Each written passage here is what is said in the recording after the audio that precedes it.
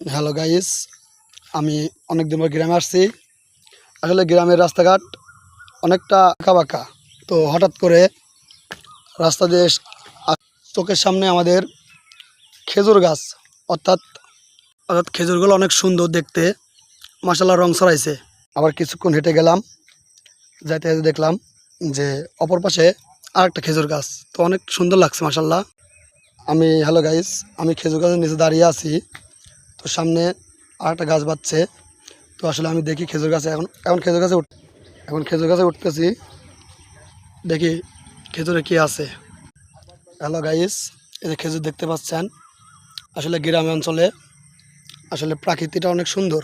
এই যে খেজুর গাছ দেখেন, আসলে রং ছড়াইছে। আসলে খেজুর গাছটা পাকছে, অনেকটা রং ছড়াইছে। দেখি পাকছে না, সাইজটা কেমন।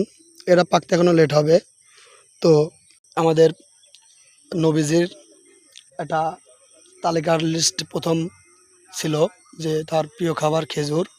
তো আর একটা আছে, হয়তো সেটা আপনারা জানেন, সেটা কমেন্টে বলবেন যে আসলে নবীজির দ্বিতীয় খাবারের তালিকার পছন্দ মতে কোনটা। যেমন গাছ থেকে নামছে, আসলে দেখেন গ্রামের দৃশ্যটা আসলেই সুন্দর, যাকে আল্লাহ সৃষ্টি করছে। দেখছেন পাশে লেবু গাছ আছে।